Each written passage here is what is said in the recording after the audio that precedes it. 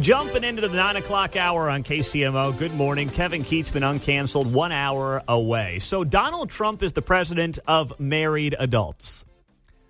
That's what we can call him based on some new polling that dropped yesterday from Rasmussen, who's one of the better pollsters out there, which is kind of like being the tallest midget, but it works. It's the best we've got. Rasmussen polling showed Donald Trump's approval at 50%. That was the overall approval. But when you actually break it down by subset, it tells a very interesting story. Donald Trump's approval amongst married men is 59 to 40. He's plus 19 with married men. With married women, Trump is even, 49-49. So he's just plus 0. So overall, you combine those two, he's plus 19. Plus 19 for married men, 0 for women who are married, so plus 19 is the overall number. Unmarried men, Trump's approval is plus 15, 56 to 41. Unmarried women for Donald Trump. How ugly do you think that is? Yep, it's about as ugly as you would expect. His numbers, minus 26. Unmarried women approve of Trump, only 36%. The disapproval number is 62%. So overall, when you slap these numbers together, with married adults, Trump is plus 19. With unmarried adults, Trump is minus 9. That is basically a 30-point swing on average, depending whether or not you are married and you like the job that Donald Trump is doing per this Rasmussen poll. Are you surprised by that? You shouldn't be, right? You shouldn't be. First off, the mindset of somebody who's unmarried, and listen, we've talked about this before, but the Democratic Party loves it if you stay unmarried and you never have children. That's how they'll continue to thrive. And frankly, if you follow the trends, they're in a very good place for the next generation. We are seeing people get married later and later and later, if at all. We are seeing people have children later and later and later, if at all. And if they have kids, it's like, yeah, I'll have one of those turds, maybe 2. 3? Nah, no way. 4? Who do you think you are? Elon Musk? No, you're done. That's the world we live in. I mean, we are not having children at the rate we have to just to basically replace the population we have. 2.1 is the replacement rate. We are well under 2, and the trends are not positive.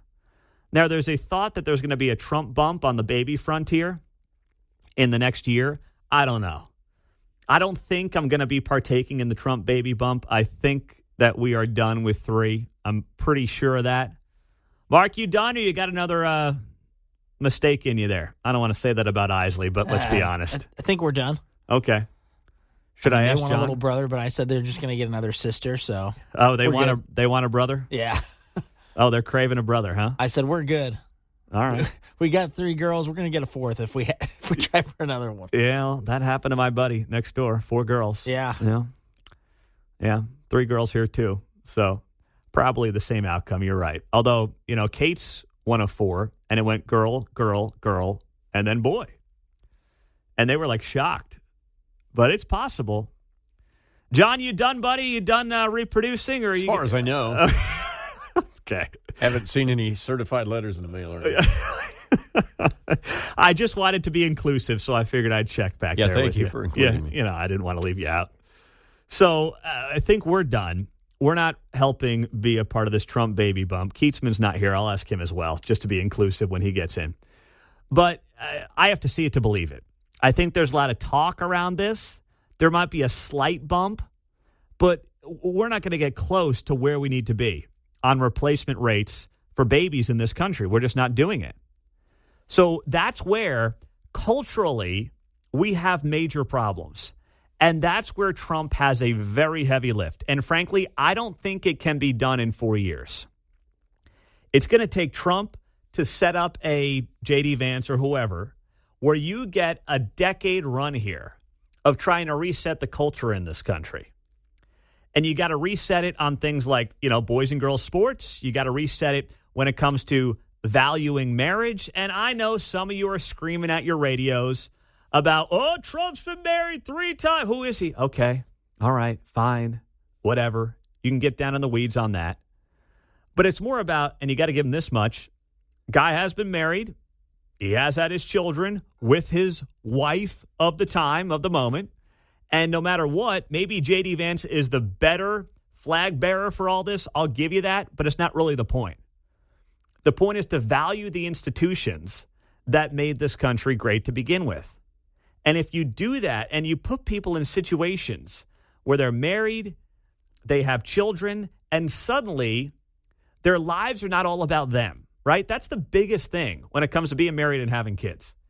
You're no longer, your wants, your needs, your desires are no longer the most important things in your life. You got to take care of people. You got to care about the feelings and emotions of other people, a spouse, your children. You're frankly putting yourself last in many situations. And that changes your outlook for your country. That changes your outlook on politics. That changes how you feel about some of these crazy cultural issues. That when you're single and you're sitting in a shoebox apartment and you're on TikTok all day, you're just not thinking about some of this stuff. Now, how does Trump do it? Well, a $5,000 check for moms is not the answer. And this was something that was floated out there last week. Hey, we're going to give a $5,000 check to you if you're a mother. No. That is not the answer. It never will be the answer.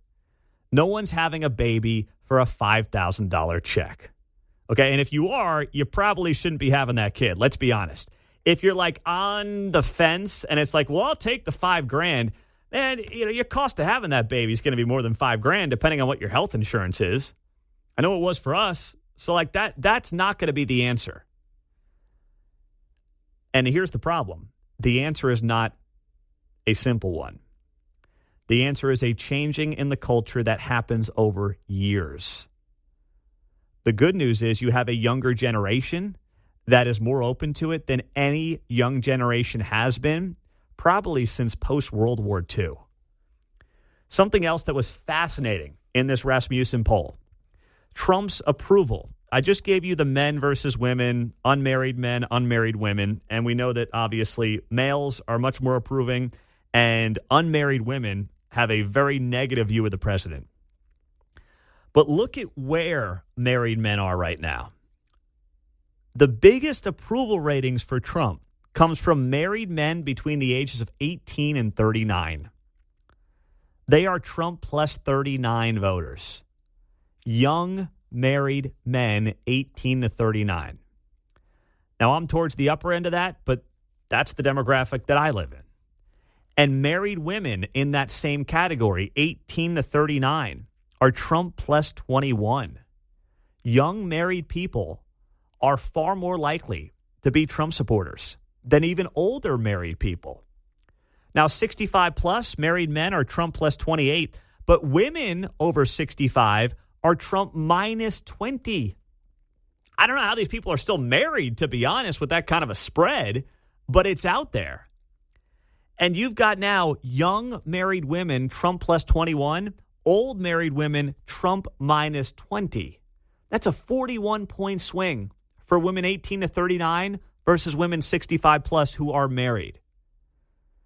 That is a major shift. We're seeing the culture change in real time. But it's not going to happen in 4 years. If this pendulum swings back the other way in 28, you might see a little bit of a bump, but I don't think you're going to see the massive cultural change that many of us hope to see in the country. It can happen over time. The question is, will it?